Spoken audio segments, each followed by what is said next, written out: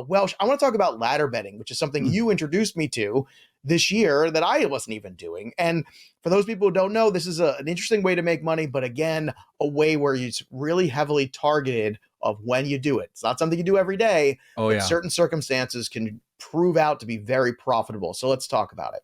Okay, so the idea behind ladder betting is it's incredibly simple. Let's just first say, do you want me to give the example that I've got up here? Yes, and this is a real world. It easy to learn, I find. Okay, this is a real world example for, I don't know when this episode is going to drop. This is for Thursday, and I was trying to look and give you one. So the idea here is that you're going to stack your bets on a player's strikeouts as they go up.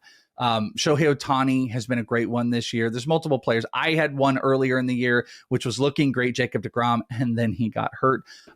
Spencer Strider, deGrom, Ohtani, those are probably the top three guys that you would want to go on. But the logic here is this is a guy that is going to be able to far surpass their strikeout numbers, usually against a pretty strikeout heavy team. So my example here is Yu Darvish. Let's go with this for a minute. On Thursday is going up against Minnesota. Minnesota has struck out the third most per game on the season. Darvish, so far, 2 games this year, he has 9 or more strikeouts. And both of those, and this is why I think this one is really interesting, came against heavy strikeout teams. San Francisco, who's the worst in strikeouts, and Milwaukee, who's in like the top, I think they're 20, like the top 10, top 10, top 11 in strikeouts. So much so as we're doing this episode, I've never seen this with Kershaw, or at least not yet this year. His strikeout number is 8.5 versus Milwaukee, which is an absurd number for him. We just don't usually see that. So let's say that the market on Thursday opens up at 6.5. I do think there's a possibility that it's 7.5, seeing what we just saw with Kershaw, but just follow me here. Let's say it's 6.5 and it's like going to be, minus 115 for 6.5 strikeouts. Well, we know that Darvish can pull up 10 plus strikeouts. We know that this team strikes out a ton, and we've targeted this bet. So here's how we would bet it. We would take 2 units, go and put that on 6 strikeouts. Put that on this, because usually when you do this on certain books, you're not going to get the halves and stuff. You're just going to have to go straight strikeout. So we do 2 units on 6 strikeouts, which is probably going to be heavily juiced at like, minus 160.